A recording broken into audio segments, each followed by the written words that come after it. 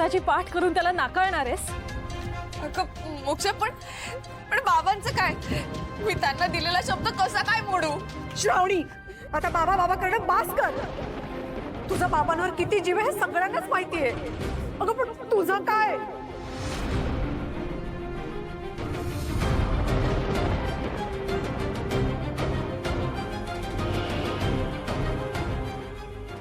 हे तुझ्या आईने लिहिलेलं पत्र, यात त्यांनी असं लिहिलंय की तुला तुझ्या बाबांच्या आयुष्यभर काळजी घ्यायची आहे. अगं पण स्वतःचं आयुष्य उद्ध्वस्त करून असं नाही लिहिलंय. श्रावणी, सावित्रीने सुद्धा यमाशी लढून सत्यवानाचे प्राण परत आणले.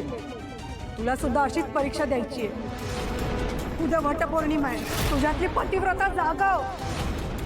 श्रावणी, अगं ज्याने स्वतःच्या आयुष्याची होळी केली आणि तुझं आयुष्य वाचवलं, असा तो तुझा नवरा हॉस्पिटलमध्ये मरणाच्या दारात उभा आहे. रक्ताच्या उलट्या करतोय तो, आणि तू इथे तुझ्या बाबांच्या अहंकाराचा विचार करत बसलीयस. श्रावणी, अगं इतकी स्वार्थी कधीपासून झालीस तू? मी तुला जन्म दिला नसला तरी मी या घरात तुला पोटच्या लेकीप्रमाणे मानलंय. तुला सख्या आईप्रमाणे जीव लावलाय. पण आज मी तुला सांगते, जर तू शुभूला या अवस्थेत सोडलंस, जर तू हॉस्पिटलला नाही गेलीस आणि तू जर या पेपरवर सही केलीस तर आजपासून तुझी ही दुसरी आई सुद्धा तुझ्यासाठी मेली म्हणून समज.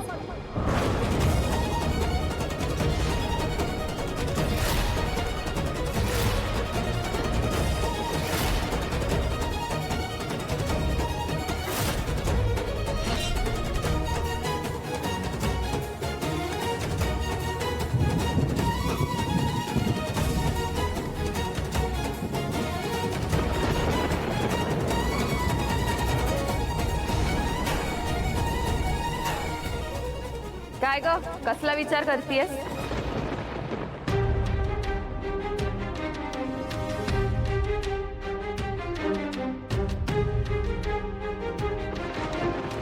काय हॉस्पिटलला जाऊ की नको शुभूला भेटायला याचा विचार करत बसलीयस?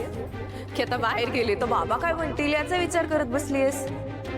श्रावणी, काकू जे म्हणाली ना ते बरोबर म्हणाली. उगाचे नको ते विचार करत बसू नकोस. अगं हे बघ, आयुष्य ना आपल्याला एकदाच मिळतं. आणि उद्या वटपौर्णिमा आहे, स्वतःच्या पत्नी धर्माला जाग. अगं ते तुला कळतच नाहीये का? शुभू तुझा खरा खुरा साथीदार आहे श्रावणी. अगं स्वतःच्या जीवावर खेळून त्यांनी तुझं आयुष्य वाचवलं. सगळ्यांसमोर तुझ्या गळ्यात मंगळसूत्र बांधलं ना, आणि तू काय करतेस? वा, इथे विचार करत बसलीस.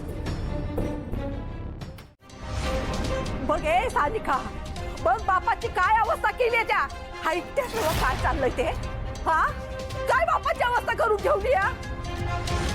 सकाळी त्या बायका आल्या, माझ्या लोटणीच्या बरण्या त्यांनी परत केल्या, माझं पाहिजे तसा अपमान करून गेल्या त्या. आणि आता तुझ्या बापाची किंमत तुझ्या बापाला मोजावी लागते. आई अंबाबाई, कोणत्या जन्माचं पाप फेडतोय गो आम्ही?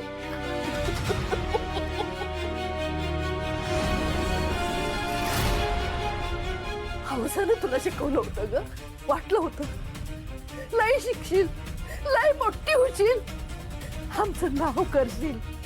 ऐपत नसताना तुझं शिकवत राहिलो. पण तू काय दिलंस? तू काय केलंस? आमचं नाव धुळीला मिळवलंस.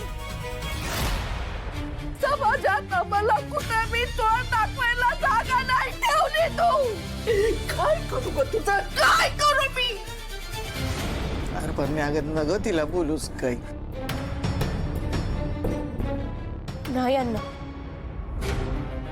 आई बरोबर बोलते. हे सगळं माझ्याचमुळे होते. माझ्या एका चुकीनं हसते खेळत्या घराची वाट लागली. आई मारून टाक मला, गळा आणि संपून टाक सगळं. माझ्यामुळे तुमच्यासारखं देव माणसाला समाजात मान खाली घालावी लागते. हे मी जिवंतपणे नाही बघू शकत. तू मारून टाक, संपव आई, सगळं मारून टाक. आई टाक. साने, उगाच काही भाई बडबडू नकस. येत बस शांत. नाहीतर काय?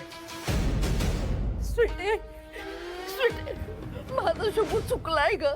त्याचं डोकं फिरलं होतं तेव्हा माझं सानिकाची काय चूक आहे याच्यामध्ये? तिला का शिक्षा देतात? मी तुझ्या पाया पडतो शिटे. पदर पसरतो ग तुझ्या पुढं. माझ्या साथीला पदरात घे. आत्या आत्या थांबा, तुमचा देव तुमच्यावर आता प्रसन्न झालाय. माझ्याकडे एकदम भारी ऑफर आहे. मला मला तुझी कुठली भी आठवण मान्य आहे. तू बोल. बघा, विचार करून बोला. माझ्या पुढच्या पोरीचा प्रश्न आहे ग स्वीटे. बोल बोल, काय करू सांग. सांगतो सांगतो, फार काही नको. मला तुमच्याकडून एक शब्द हवाय, फक्त शब्द, आणि तो तुम्ही पाळायचा. देतो देतो मी. बोल, काय काय करू सांग. शुभूचं श्रावणीचं असलेलं नातं तोडायचं. शुभूनं जर श्रावणीला डिवोर्स दिला आणि माझ्या संगत लग्न करायला तयार झाला